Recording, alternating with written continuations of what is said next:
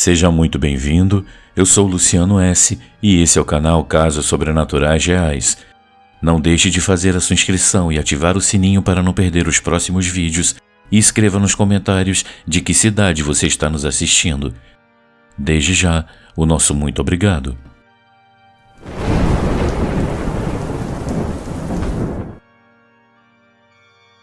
O Homem-Mariposa.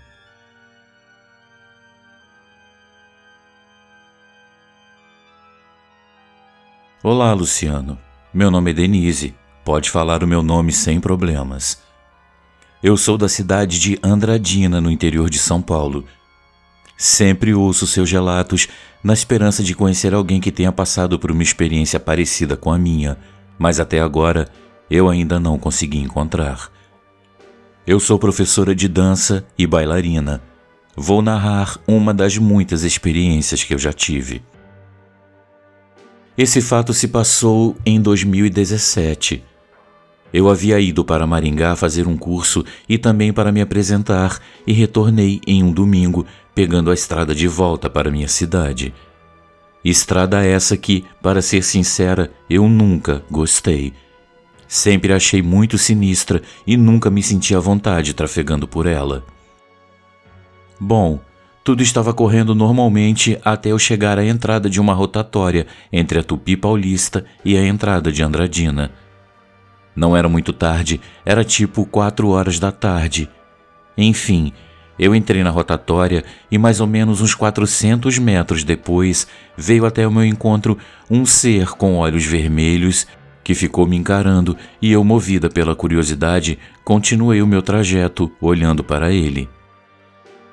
Nesse instante, pareceu que eu estava dentro de um filme que rodava em câmera lenta. Meus movimentos dentro do carro também estavam mais lentos e o carro parecia se mover como se algo o estivesse segurando no asfalto. Eu continuei olhando para aquele ser até que ele se sentou embaixo de uma árvore.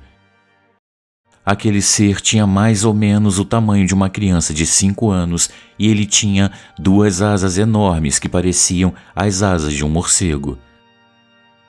Ele olhava fixamente para mim e eu para ele. Eu não costumo sentir medo desse tipo de aparições devido ao fato de eu já ter passado por muitas experiências sobrenaturais, mas eu senti uma vontade imensa de fazer uma oração e assim que eu terminei de orar, ele sumiu completamente e eu tive a sensação de que tudo havia voltado ao normal. Eu comecei a sentir o carro andando em sua velocidade normal e durante todo o trajeto até a minha cidade eu orei e pedi para Deus me acompanhar. Eu estava muito ansiosa para chegar em casa para pesquisar sobre aquela aparição. Eu cheguei bem e em segurança, mas curiosa como eu sou, eu fui correndo para o computador pesquisar por ocorrências parecidas com a que eu tive.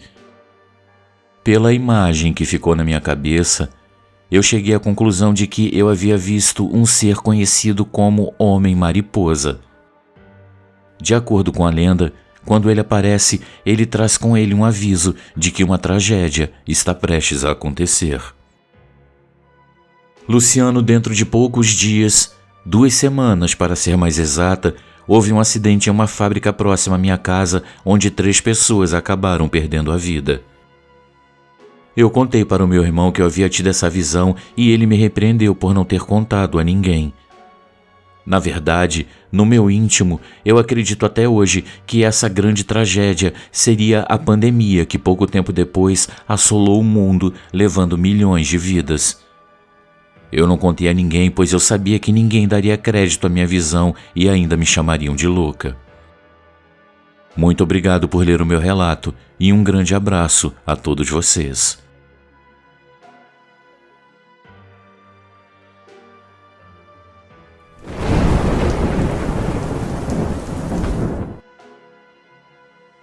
Manifestação e possessão.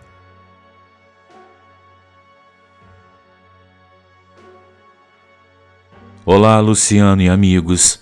Meu nome é William e eu sou da cidade de Itupeva, que fica no interior do estado de São Paulo.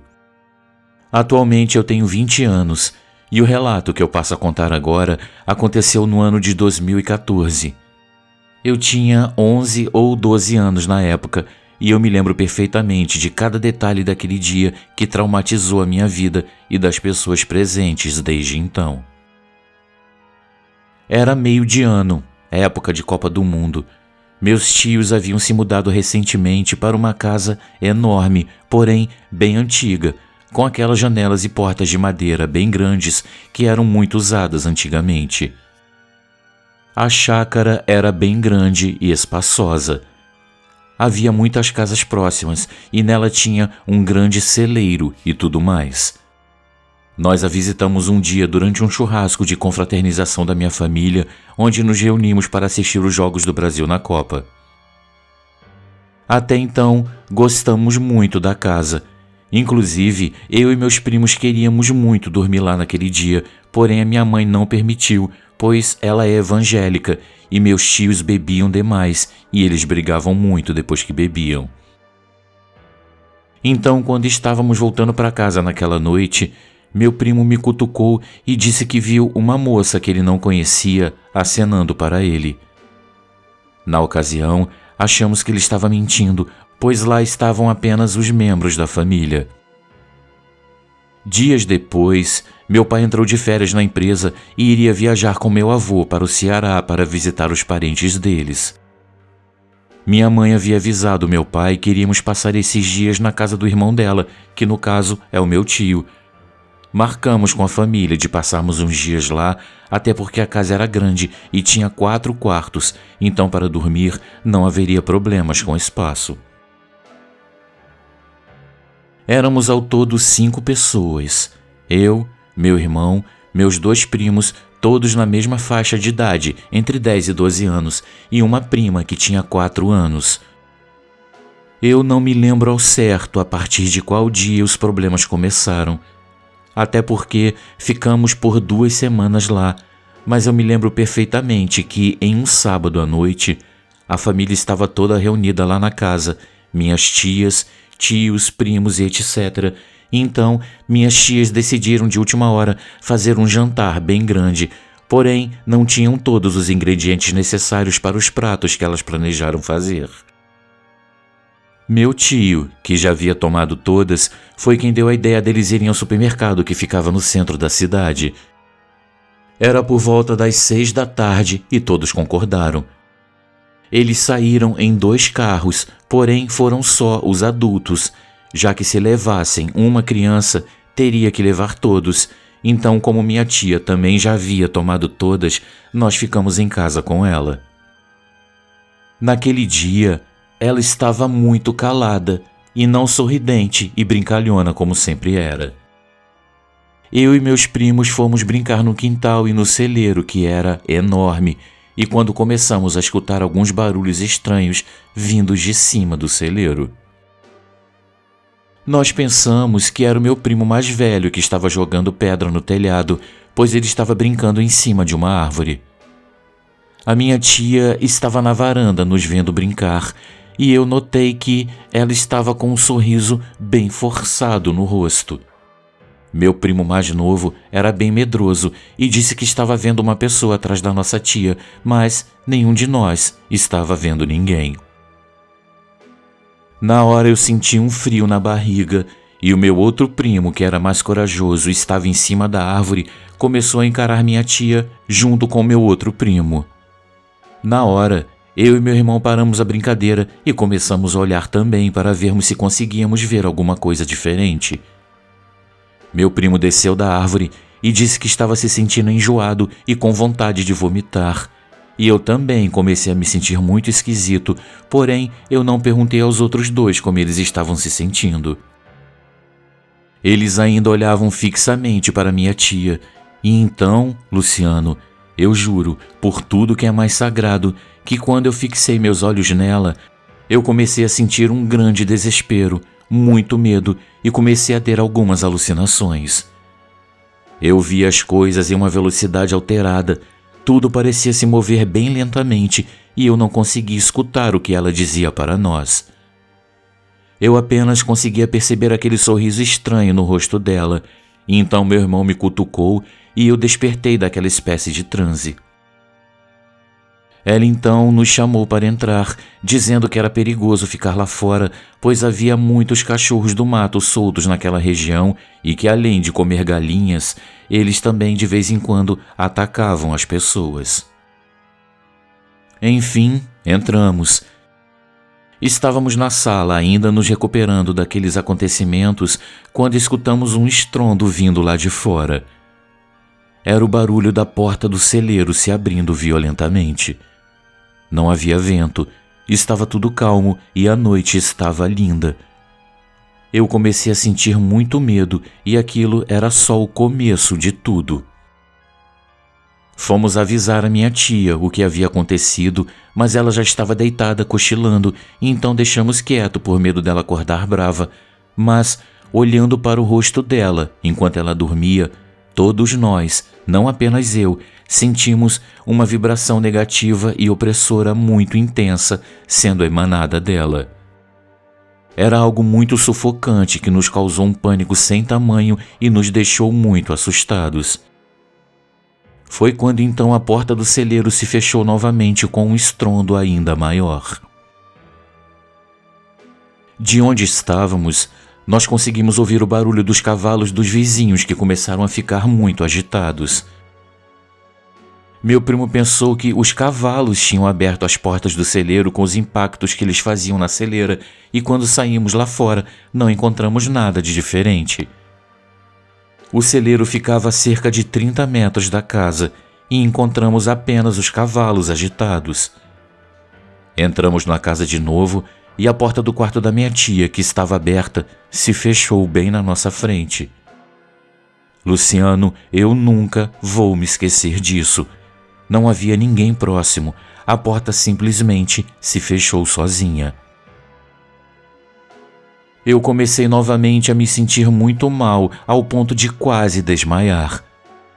Meus primos e meus irmãos correram para o quarto ao lado e eu fui logo atrás deles. Nos trancamos no quarto e fechamos a porta e a janela de madeira. Estávamos sentindo tanto medo que mal conseguíamos falar. A gente só rezava para os outros adultos chegarem logo e um silêncio perturbador tomou conta da casa por cerca de 20 minutos mais ou menos, eu não sei ao certo. Luciano, naquela época não tínhamos celular para ligar para os outros para contar o que estava acontecendo. Foi então que a porta do quarto ao lado começou a ser arranhada e ouvimos a voz da minha tia falando em uma língua que não conhecíamos. E os arranhões na porta estavam ficando cada vez mais fortes. A porta da sala que nos levava para fora de casa se fechou sozinha e mesmo com todos esses barulhos e com todas as coisas se batendo, nós 4 continuamos trancados no quarto, ajoelhados, rezando sem parar. Uma lembrança muito forte que eu tenho dessa ocasião foi quando a minha tia disse em voz alta: "Faça o que quiser, apenas não machuque as crianças." Depois de ouvir aquela frase, o meu coração disparou. Nós estávamos começando a pensar em fugir daquele lugar quando 5 minutos depois escutamos o barulho dos carros chegando. Eu estranhei, pois eles iriam para o centro, que ficava a uma distância considerável da chácara, mas quando abrimos a janela, nós confirmamos com os nossos próprios olhos que eram os adultos, graças a Deus, que estavam de volta. Apenas no outro dia foi que descobrimos que eles encontraram um mercado mais próximo que ficava ali mesmo no bairro onde ficava a chácara. Meu coração se acalmou e aqueles barulhos pararam quase que instantaneamente. Quando os adultos estavam perto da porta de entrada, eu escutei a minha mãe orar bem alto, dizendo que ela estava sentindo a presença de algo maligno ali dentro. Quando minha mãe perguntou onde estávamos, nós demos um grito e saímos correndo, pulando a janela do quarto e saindo pelos fundos da casa. Quando chegamos na parte da frente, eu vi a minha mãe entrando de mãos dadas com meu tio dentro da casa. E depois que eu vi a minha mãe, o meu coração finalmente se acalmou de vez. Depois que tudo aquilo passou, A minha mãe me contou que a entidade maligna que havia possuído minha tia também tentou atacar o meu tio, pois ele também estava muito alcoolizado. De alguma forma, minha tia recuperou a consciência e quando ela chegou na sala, nós vimos que ela estava com os dedos todos ensanguentados. Ela contou que isso já havia acontecido outras vezes com ela e que quase sempre quem causava esses ferimentos era ela mesma. A oração da minha mãe funcionou de certa forma. Depois desse dia, fomos embora dali e minha mãe não queria nos levar nunca mais de volta para aquele lugar. Ela na época dizia que eu e meus primos havíamos sonhado com tudo aquilo, porém, todos nós sabíamos que tudo aquilo havia sido real e só na minha adolescência, um pouco antes de eu completar 18 anos, foi que ela me confirmou que tudo aquilo que nós havíamos presenciado havia sido real e que todos os presentes naquele dia sabiam disso também. Ela ficou com medo de eu acabar ficando louco de tanto pensar naquilo e os outros acabarem também pensando que eu estava ficando maluco, pois eu sempre compartilhei essas histórias com meus amigos e ver que meu pai e ela também relatavam isso para os amigos me deixou mais confortável, pois eu estava duvidando demais da minha própria sanidade por conta daquele episódio. Eu e meus primos sempre acreditamos que aquilo tudo havia sido real, e de tanto a família dizer que havíamos imaginado tudo aquilo, nós acabamos acreditando no que eles diziam. Apenas quando a minha mãe nos contou a verdade, anos depois, que nós sentimos realmente um baque muito forte. E depois daquele dia, nunca mais visitamos aquele local.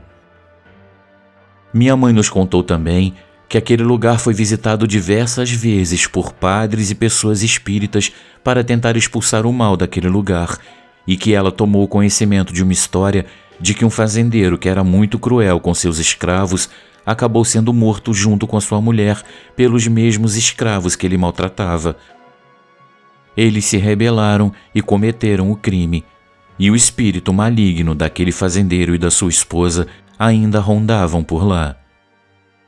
O aluguel era barato demais para uma chácara espaçosa e confortável como aquela, e circulavam algumas histórias pela região de que eram os espíritos vingativos do fazendeiro e da sua esposa que atormentavam quem tentava morar ali. E que até os vizinhos já presenciaram diversas situações paranormais no entorno daquela chácara. Minha tia, depois daquele episódio, não sofreu mais nenhum tipo de possessão, e pelo que os médiuns e espíritas que estudaram o caso nos disseram, naquela ocasião ela foi possuída por 2 entidades, pois a alma dela estava muito fraca por conta das bebidas que ela havia tomado. Ela até tentou parar de beber, mas ela tinha muitas recaídas e acabava se rendendo fácil ao vício, e além disso, ela dizia não acreditar em seres divinos ou malignos. Depois daquilo, eles se mudaram dali e hoje em dia a minha tia, infelizmente, ainda sofre muito com o alcoolismo. O meu tio, o marido dela, ficou depressivo depois de 1 mês do ocorrido e hoje também sofre muito com o alcoolismo. Eles têm 3 filhos e a vida que eles levam hoje é bem triste, pois eles já tiveram muitas coisas na vida e acabaram perdendo quase tudo por causa do vício. Já eu, meu irmão e meus primos seguimos nossas vidas normalmente. Todas as vezes que tocamos nesse assunto, eu me lembro de cada cena daquele dia como se eu tivesse acabado de vivê-lo.